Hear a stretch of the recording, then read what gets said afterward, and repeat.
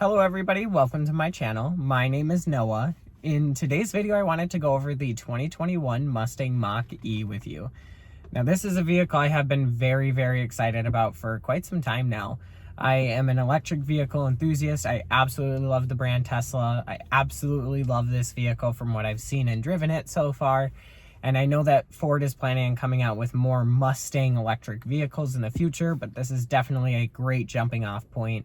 It's a vehicle that I absolutely am in love with. I definitely want one of these, but I definitely want to see what the future has to hold for Ford as well. But in today's video, I will be going over options in this vehicle as far as what it's currently equipped. You can get some other features that this one does not have, and you can definitely feel free to check out Ford's build and price, and that way you can see what trim level is right for you. This one is going to be more of the mid trim, and for me personally, this would be a very good trim. It has pretty much everything that I would need or want in a vehicle, and it's electric. So it's definitely something that I'm very passionate and very excited about. But today I'm going to go over the buttons with you. We're going to take it for a nice test drive, and then I'm going to do a quick walk around of the vehicle that you guys have an understanding of what this vehicle is actually like. Trying to make this more of a virtual experience for you guys. All right, guys, well, let's go ahead and get started. I'm not going to go over this stuff over here that's off to the door. I'm just going to touch on the stuff that's on the actual steering wheel, just because the stuff that is on the actual door is pretty basic things all across all Ford models. I'll eventually go through it on a different model, or if you guys do have questions and want me to post a separate video of that, I'm more than happy to do that. But just starting off on the left side, this button right here is your cruise button. So that's how you're going to set your cruise to turn it on or off. If you wanted to set your actual speed, you click up or down, that will set it. The button in the middle is going to cancel or resume your trip. This button right here is your smart cruise control. The button right below that, which has the two lines with the arrows in it, that's your lane keeping assist system, which is different from the lane centering. We'll go over that later as well. But that is how you would turn on or off that feature. Now, touching on the right side of the steering wheel, most of this is pretty basic, obvious things, but I'm just going to touch on it anyway. So this button right here is to talk either through Siri or the vehicle itself.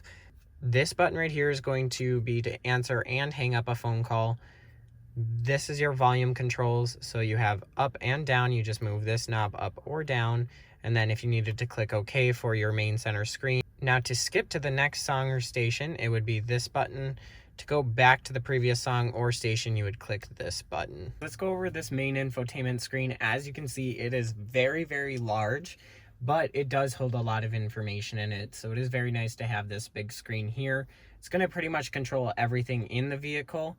Because your driver infotainment screen doesn't really have many options, you can't really customize it very much. It's just going to be mainly your infotainment screen here in the middle. So the drive modes that you can see here, you have Engage, which is going to be your normal driving. Whisper is going to be more of your eco driving. And then Unbridled is going to be more of your sporty driving. As you can see, it does have a very nice graphic on it. It does have graphics for all of those three. It also has graphics on the driver infotainment screen. And as you're driving, you see those. But when you're parked like this and not moving, there's not going to be any sort of graphics or anything going on the driver infotainment. So I'll just kind of briefly touch on a few things here because most of this is going to be, like I said, pretty self-explanatory. But your one pedal drive is going to enable it so you don't actually have to use the brake. It uses the regenerative braking and it brakes pretty fast and pretty quick, but you do get used to it after a while. You can time it perfectly where you never have to touch the brake and you can come to a complete stop at either a stoplight or a stop sign and just use your drive pedal. So the auto ambient light selection is going to automatically change the ambient lighting based on the drive mode that you have selected. I don't personally like that. I just like to keep whatever ambient light I have on. The propulsion sound is a very nice feature if you wanted to still hear some of that engine noise. It does produce a fake engine noise, but it still does give you a little something. It's kind of hard to hear it over the camera, but I'm not going to use that on the actual test drive just because to me I'd rather have more of a quiet ride. But let's go over to the camera portion of this. So I'm going to kind of briefly touch on this and show you guys a few things. If you need to turn off your parking sensors, so if you're ever going through a car wash or going through a parking garage and you're parking and you just don't want to hear the noises, click this button and it'll turn it off. Right now it's currently on because it is off to the right and it is illuminated blue. But otherwise, with the backup camera, you can actually click on a few different areas to be able to see certain corners if you're parking somewhere, or if you wanted to see closer to the back, you can do that. These buttons right here are just going to give you different graphics. As you can see down here, it's going to give you a different angle, and then you can see it gives you a wider view with this top one. But this is just going to be your standard one, and then if you wanted your 360 camera, you would click that. Let's go back over to our parking then. So this is something that if you click on the little park button like this, it's down below here. It's kind of by the center console and the gear shifter. It's very easy to see, but with this, the vehicle can park itself as long as you just hold that button. You can either do parallel parking, perpendicular parking, or parallel out parking. So if you are currently parked parallel and you just want to get out of the spot, whether you park too close to somebody or somebody else parked too close to you, the vehicle will automatically do it for you, which is very nice. You do also have your access controls, so if you needed to unlock the charge cord, you could click it there. I definitely recommend having the charge port light on, just because with the charge port light on, you can see how full your battery is from outside the car without ever having to get into the vehicle, which you can also see on your Ford Pass app. Right here's where you would go if you wanted to open up the trunk. You do also have a button on your actual key fob to do that, and you also have a button on your Ford Pass app to also do that, which is very nice and helpful. I do wish Ford had a physical button for that still, because I do know personally I like to be able to just click a button really quick on the side right by the lights. That way I don't have to keep going through a whole bunch of different menus to be able to get to what I want. So the driver assistance portion can be a little bit misleading as far as what you see here. So the reason why I say that is because if you click additional settings, which I'll click here in just a minute, it gives you a wide range of different settings that you can go through. So the auto hold is going to be when you come to a complete stop, whether you're at a stop sign, stop light, or at a drive-through.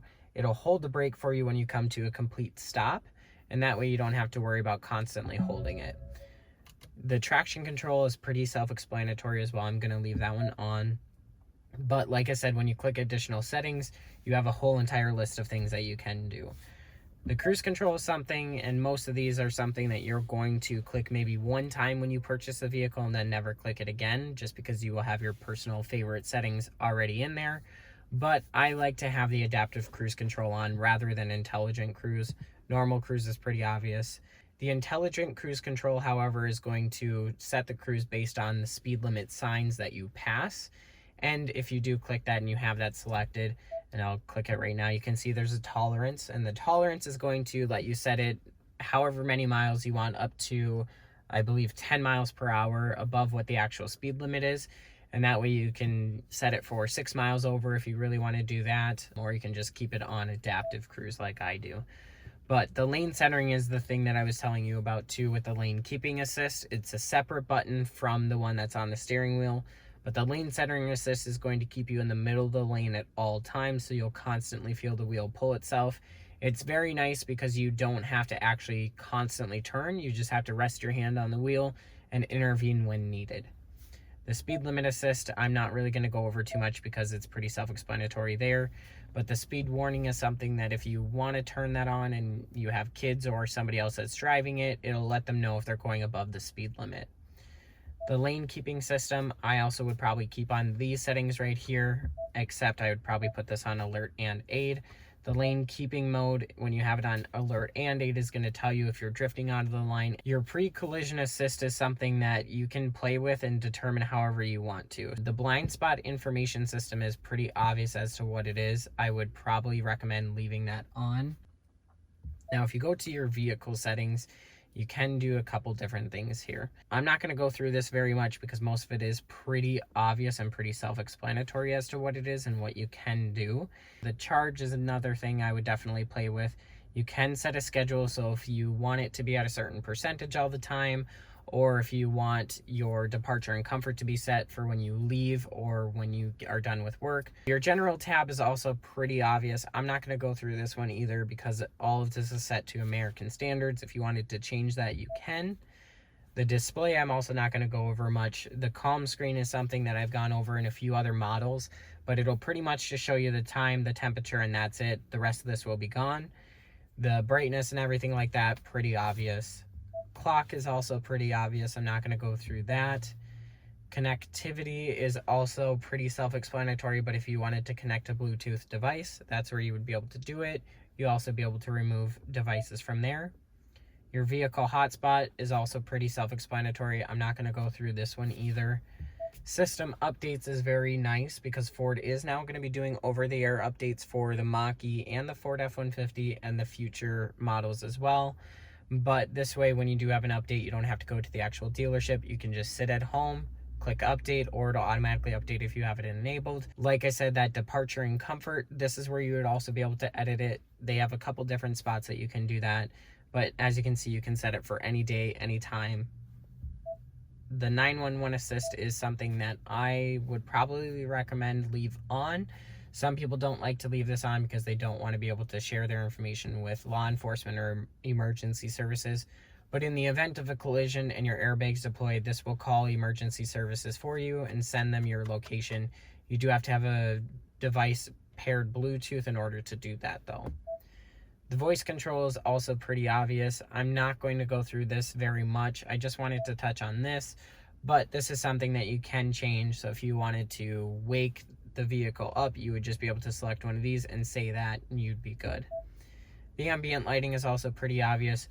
But one really nice thing is you can move it up or down. And I do like the fact that Ford has where you can actually come off of the spot that you're on and change how bright you want it to be. It's also the same for your temperature controls, your heated seat, and your fan speed. It'll also pop up something similar to this.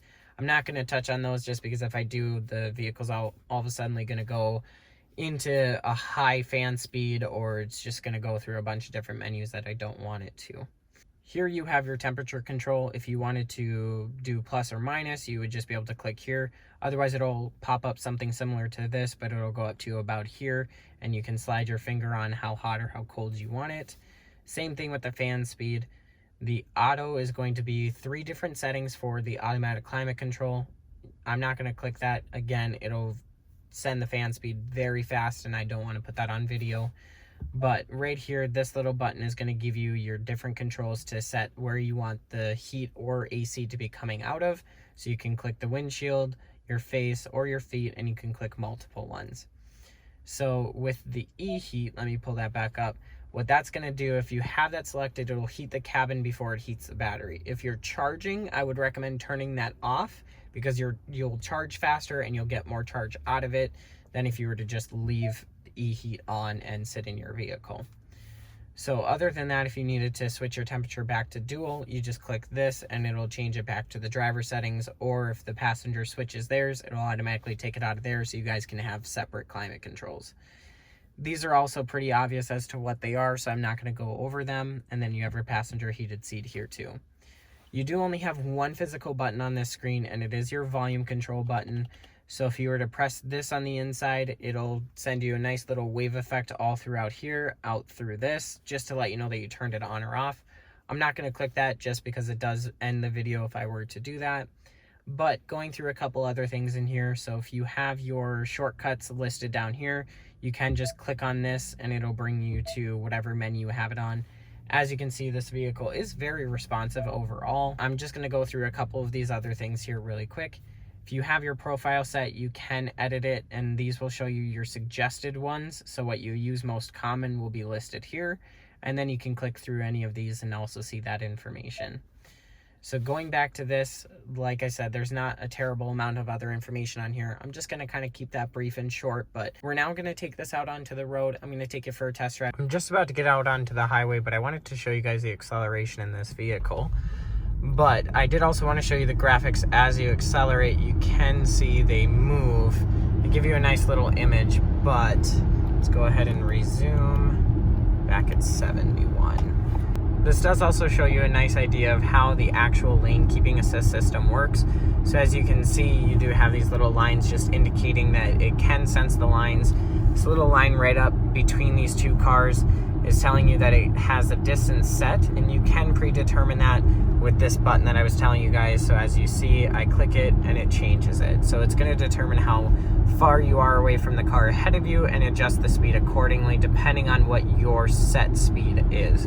So currently I am behind an Explorer as well, and if I were to get closer to it, which I'm not just because I don't want to speed in this vehicle, but if I were to get closer to it and they're going about 68, my vehicle will automatically slow down to the 68 and still keep the 71 programmed. If they end up moving out of the lane, then it'll go back up to 71 if it can with the space that I have allotted for the vehicle. I'm going to go back to the dealership now, but as you can see, it does slow down automatically because I am getting closer to the Explorer because they are going a lot slower. I'm going to keep my hands on the wheel, but it can drive itself, which is pretty nice. It's not full self-driving yet, and I don't recommend leaving your hand off the wheel for a long period of time, if at all more than 2-3 seconds, just because in case the system malfunctions, just don't risk your life over it. It's not worth it. But we're going to go ahead and get back to the dealership, and I will see you guys there.